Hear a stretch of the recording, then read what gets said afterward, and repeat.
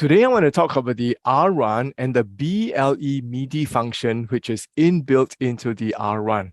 Now, if you remember, what you want to do is you want to press this button, which is the function button, followed by the magic button. And when you do that, it will get you into the menu. You want to press then these levers, which will help you to scroll through the menu. And here we have reverb, we have transpose, we have advanced, and then here we have system. Once we get to system, you want to press the select button, which is again the magic button. And then you find that voila, you have access to the BLE menu. Select it again, press this magic button, and you will get the on. If you press this lever, the bottom lever, you will get it to turn off. But why would you want it off when you want to experiment with the BLE? So you want to press this other lever, which will turn it on. Now, once it is on, you want to select this button, the magic button, and then you will just keep it on all the time. Now, the question is, what is BLE? So let me just read something from Adafruit. There's some interesting information that we can find over there. So in the Adafruit website, there is an entry which is entitled What is Web MIDI and BLE Midi by Colin Cunningham. Now I'm just going to scroll over and click on the BLE Midi entry, and there we find the information that we are looking for. So let's read the entry. BLE Midi makes MIDI wireless by sending MIDI messages over Bluetooth Low Energy BLE connection, which makes it a great solution for arts and performance applications. The latest versions of Windows and Mac OS and iOS support the BLE Midi standard. Mobile devices. BLE Midi is a good fit for smartphone and tablets, which are usually lacking in the hardware connectivity department. And that is true because your typical devices do not have connections like 5-pin DIN connections to help you connect another device to your mobile device.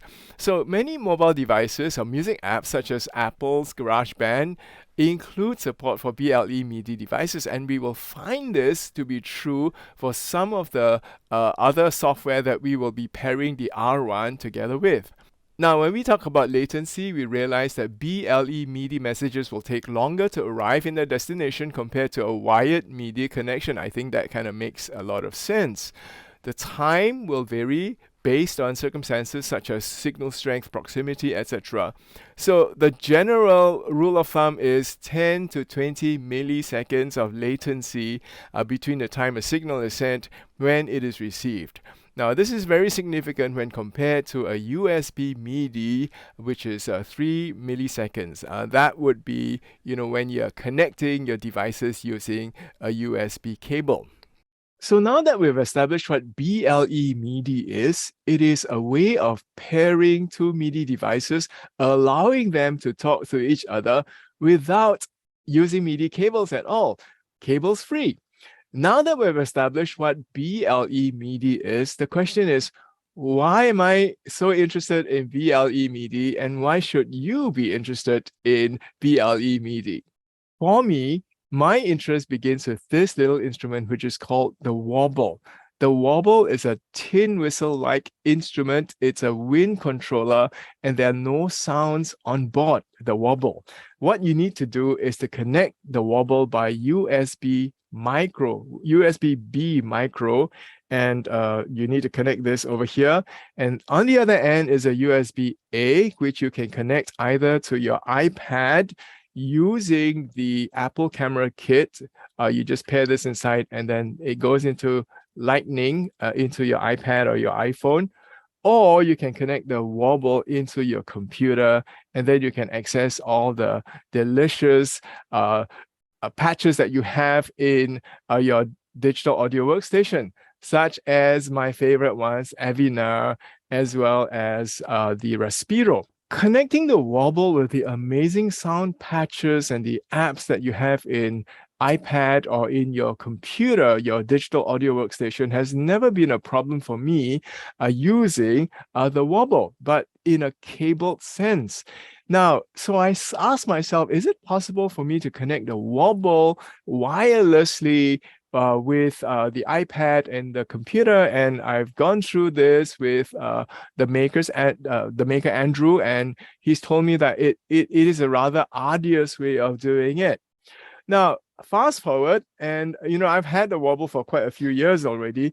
Fast forward, and let me introduce you again to my WX5. Now, this was a gift from a friend of mine over Christmas 2001. And what he did was he brought this together with the lovely VL70, which is one of my favorite sound modules. The problem with that is that this is rather old technology. And what you need to do in order for you to create the sound is for you to connect the WX5 using 5-pin MIDI in, and then you need to connect the out on the other side of the VL70.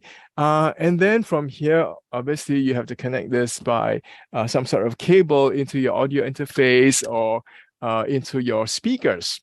So the question I've been asking for a long time is it possible for me to play my WX5 using the sound patches that I have in my computer or in my iPad? And I think the answer is yes and no, because I'm aware that you can take this out and there are new devices called, like, for example, the CME Midi Master, and you can just plug this in and you can create a BLE MIDI connection between this and your computer. And hence it becomes wire-free. But what if you had an instrument which is a bit like this, and it didn't have to go through all those external wire connections, and you already had something built in? Well, actually, the newer Wind controllers do have BLE MIDI enablements.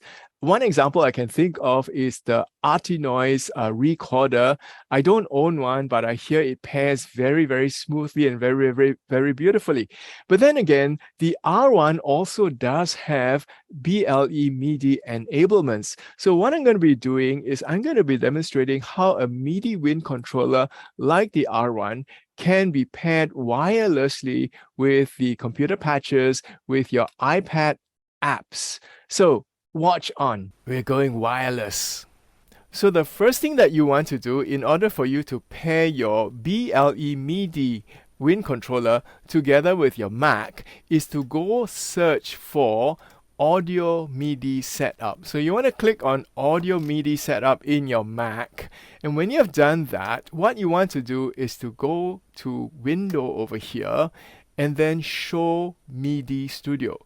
When you click on that, what you want to do next is then to go to this Configure Bluetooth sign, click on that, and then Advertise. Now, at this present moment, my MIDI controller is off, so I'm just going to turn it on right now. And once it is on, you then see on the computer that it allows you to connect it because it is available to be connected. Once I've connected this, I find that I'm ready to go. So what I want to do right now is to review the steps again. What I want to do firstly is to go search for Audio MIDI Setup. And once I'm in Audio MIDI Setup, I want to go to the Window menu and then Show MIDI Studio. When I'm there, I want to go to this Bluetooth, Configure Bluetooth sign. When I click on it, I need to advertise to find this. Once I advertise, I guess I can stop advertising right now because it's already found it. And because I pressed connect earlier on, it is now connected. Now, how do I demonstrate that this is working? Let me just clear all these different windows. So earlier on, I set up GarageBand and I have selected Raspiro as my plugin. And I have also selected Meditation 1, which is quite a nice patch. So let's have a listen to see how responsive that sound is to the R1.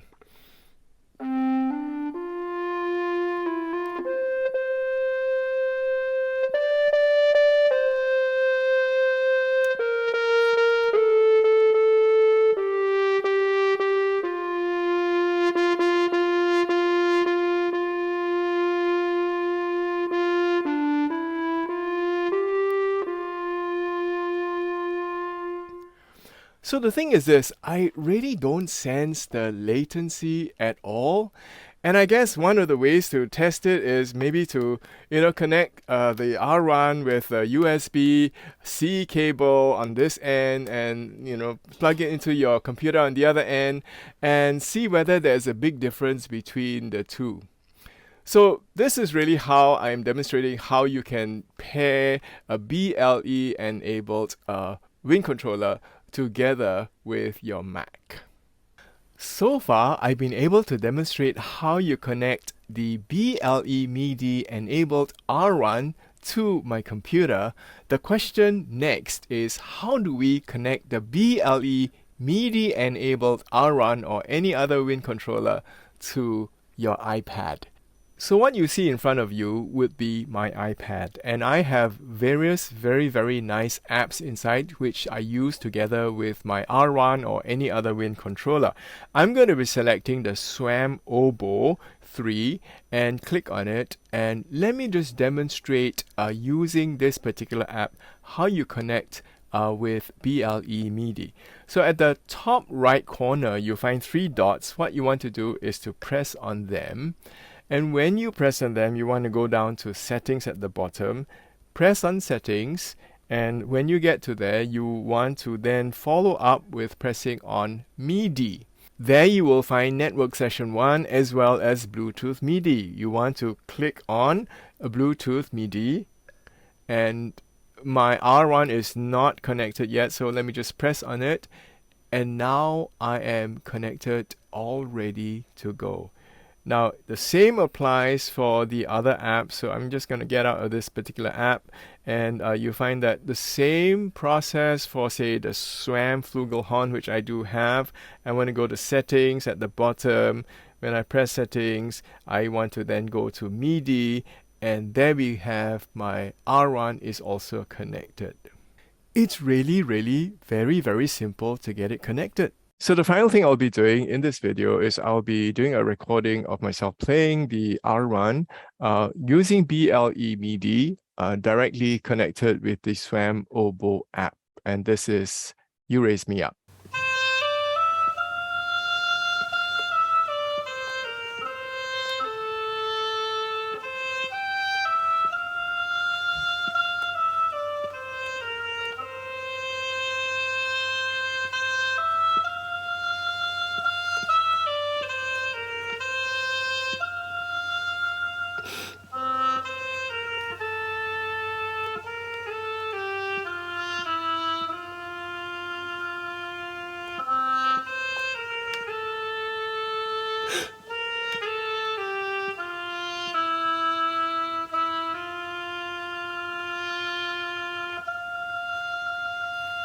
So the final thing I want to say relates to the question, why BLE MIDI and why go wireless? I think for me to answer the question really is through the story of the cables in my life.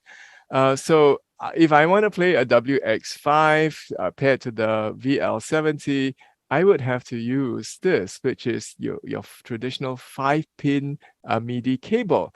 Now, until recently, I have been an Audio Silphio user, and so I'm quite familiar with the Audio Silphio.